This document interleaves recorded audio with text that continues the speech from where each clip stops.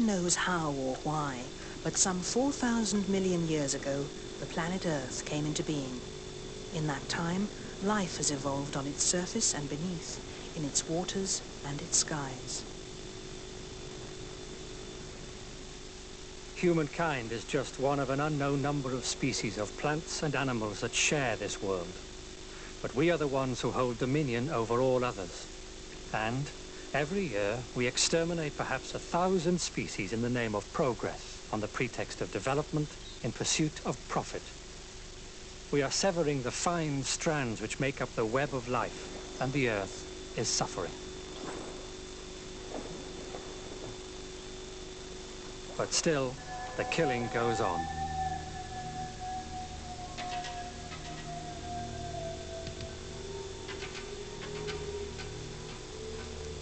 And time is running out.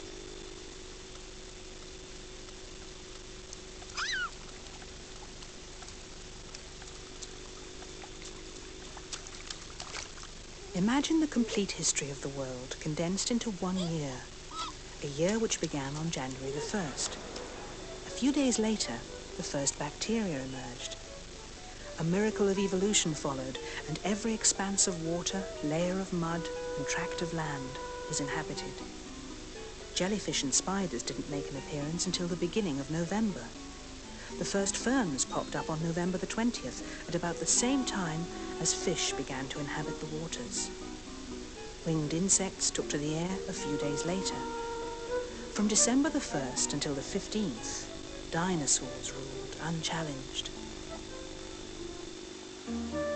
At 15 minutes to midnight on December the 31st, humankind emerged. Just 2 seconds ago, with the start of the Industrial Revolution, we began an onslaught on the Earth which has brought it to its knees. Unlike our largely vegetarian ancestors, the great apes, most of us have chosen to eat meat. But it isn't just meat that we're eating. We are literally devouring the Earth. Supposedly, we are the most intelligent of all creatures, capable of complex feelings. And what do? We imprison other intelligent creatures in solitary confinement until they go mad. We deny them the ability to fulfill their most basic instincts.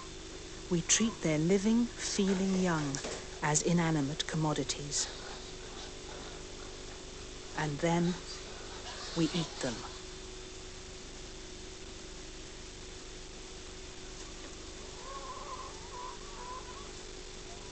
Restlessly wandering fowl are crammed into cages too small to even stretch their wings, or are quickly fattened in dank, dark sheds, often crippled by their ballooning weight. And all face the same end in a precision, automated production line. And then we eat them.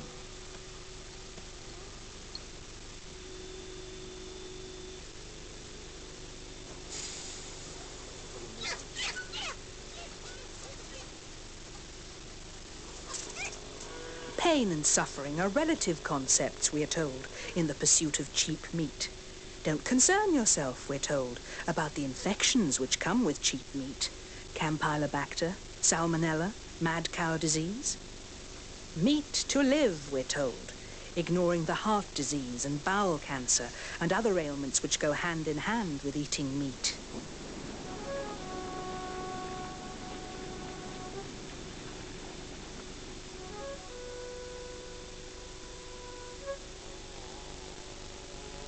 The environment is a fragile, finely woven mantle which is beginning to unravel before our eyes, and meat-eating carries much of the blame. We have no physical need to eat meat, yet the world now contains 3 times as many farm animals as humans. Nearly all the major environmental problems which enfold the world like a spreading shroud are made worse by livestock farming. Livestock have a huge appetite for grass and corn and soya and wheat, so much so that nearly 80% of all agricultural land in Britain is used to support them. It takes as much as 10 kilograms of vegetable protein to produce 1 kilogram of meat, the most wasteful recycling program ever devised. So demanding are they that the soil is pushed beyond its capacity to cope, force-fed on a diet of pesticides and fertilizers.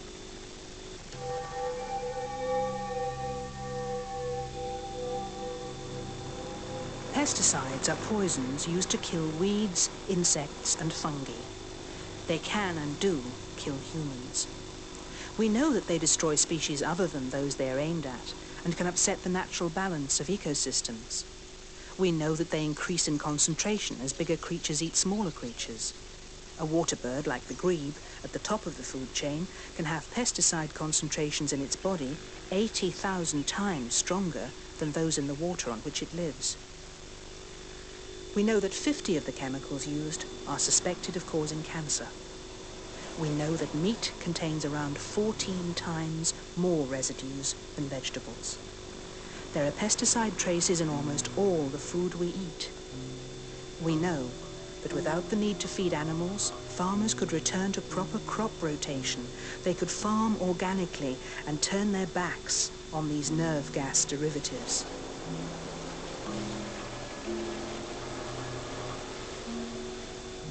Constant demands on the land to produce more crops to feed more animals are unsustainable. These hyped-up production levels can be achieved only temporarily by swamping the soil with expensive nitrogen-based fertilizers. Some nitrogen runs into streams and rivers, spurring the growth of algae, boosting bacteria, and choking all life from the water.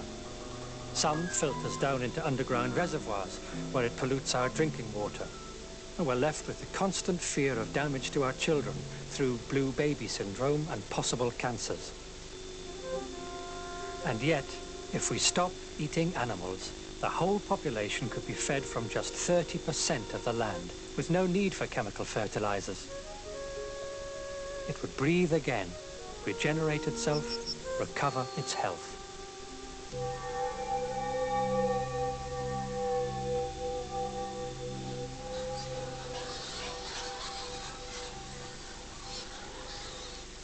The world has a new problem. An endless supply of animal excreta stored in slurry form. 100 times more polluting than human waste, it just keeps on accumulating, too prolific to be absorbed by the land. Bacteria turn its ammonia into acid. It evaporates, joins with nitrous oxide from fertilizers, combines with industrial pollution and forms acid rain. Its legacy is sour, unproductive soil and dead and dying forests, rivers and lakes. Almost forgotten in the avalanche of other environmental disasters, acid rain is devastating the northern habitats of Europe and America. In some countries, slurry is its principal cause. An end to livestock production would dramatically slow the decay.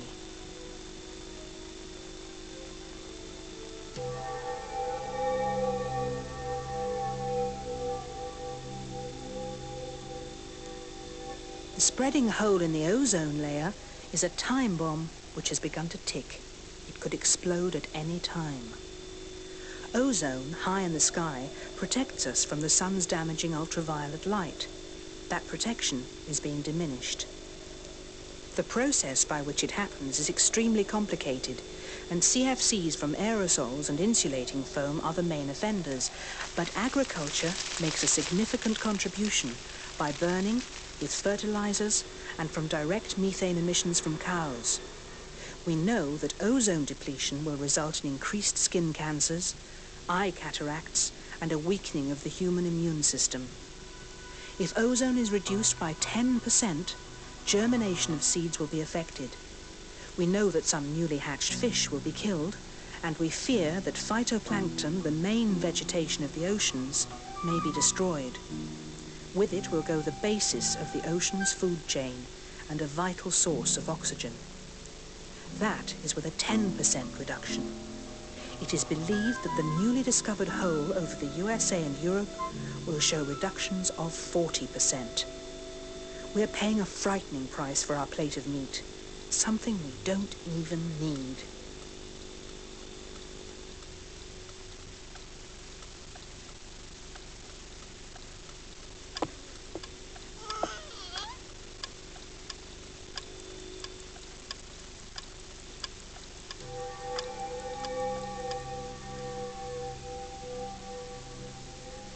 Rainforests of the world are breathtaking in their complexity. They house over half the world's animal and plant species. They've given us many of our medicines, anesthetics, anti-cancer drugs, the birth control pill. They hold the soil together, absorb rainfall, and new growth feeds on the decay of the old. They produce oxygen and absorb carbon dioxide. They are nature in balance. And our response is to destroy them. Before 1950, 14% of the world's land was tropical forest. Half has now gone, and each year, a further area the size of Britain disappears. And for what? Largely to provide grazing land for cattle, or to grow soya beans to feed to cattle, most of which comes to the developed countries. In 7 years or so, the land will be almost lifeless and barren.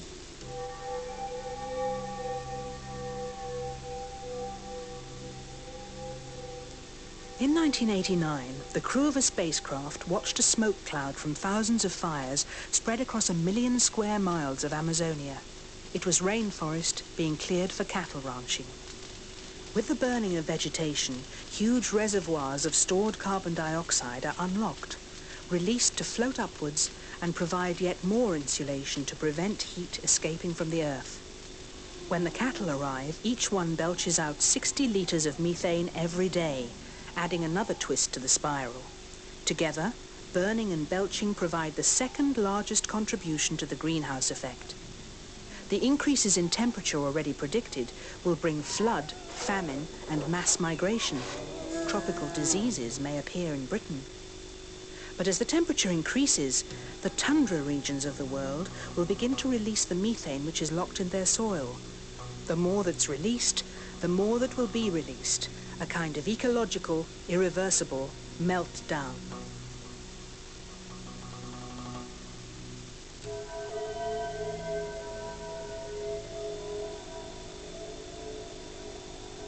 Nearly 1/3 of the world's landmass is on the way to becoming desert. What was once lush rainforest is joining the relentlessly spreading dust bowls. In parts of Africa, the Sahara has travelled 350 kilometres south in 20 years. The cause isn't climatic, it's human. Poor soil is pushed beyond its capacity by impoverished people with nowhere else to go, as animals and fodder inherit the earth. Sheep, goats, cattle and camels overgraze poor marginal land until it can produce vegetation no longer. As weather patterns are altered and rainfall reduces, so the great rivers of Africa begin to dry out. The Senegal, the Niger, the Chari. But it isn't just an African or Asian problem.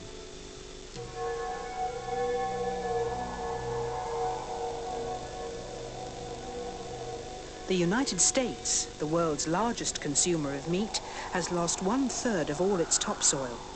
Huge areas of the western states can no longer support agriculture, and the land may well return to buffalo pasture. As underground water supplies are depleted faster than they can be replenished with rain, the soil ceases to provide even grazing, and the herds move on. And as they do, they consume more water in new places. Livestock's demand for water is as destructive as its demand for food. In the case of beef grown on irrigated pastures, 12 times as demanding as vegetables. In Britain, nearly 1/2 of all arable land is now at risk of erosion as intensive farming destroys the very structure of the soil. It goes, with the wind and water, never to return.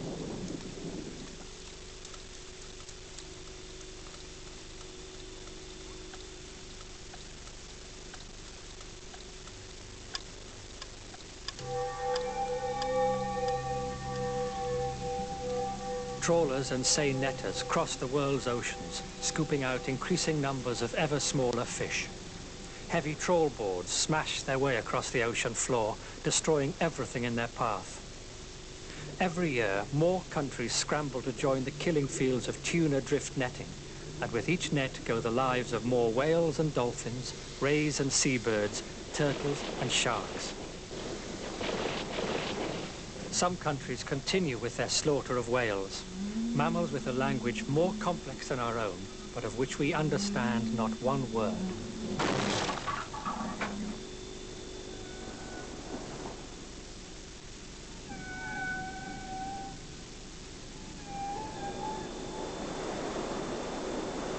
Intensive factory farming has also come to the seas of Europe, and it is salmon, mysterious migratory creatures, which are the chosen captives. It is like caging swallows. Crammed into cages, they can only survive with the use of antibiotics and pesticides, and are made marketable by colouring their flesh with an additive banned in the USA.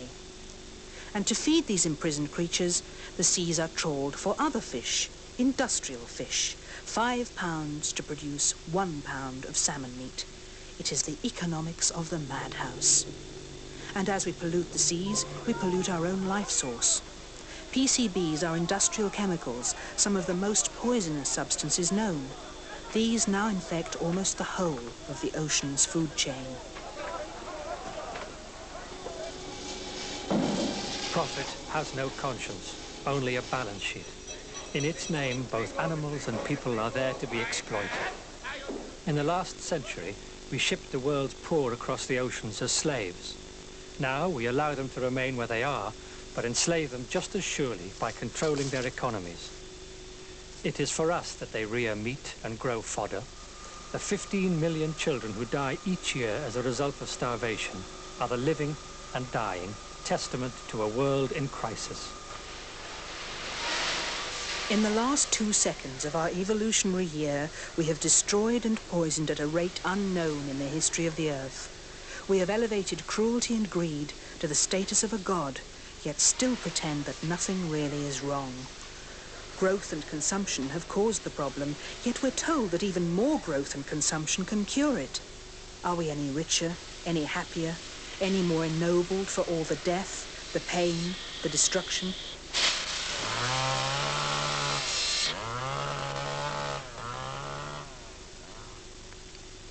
We have bequeathed our children a world which contains less wonder than when we inherited it.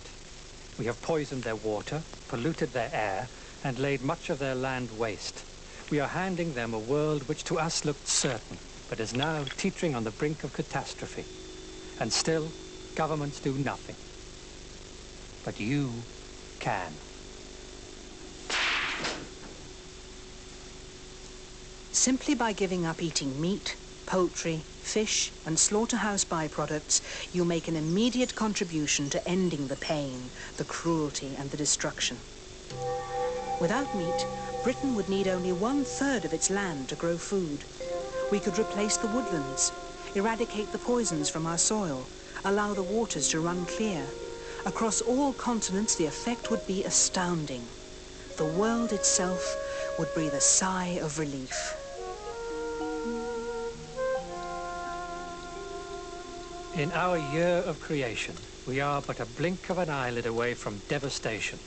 In real time, perhaps a decade or 2 before the downward spiral becomes unstoppable. The fine web of life, which has existed for millions of years, is trembling under our onslaught. It isn't ordained, it isn't fate, and every one of us can do something to stop it. Stop the killing by becoming vegetarian. You have the choice.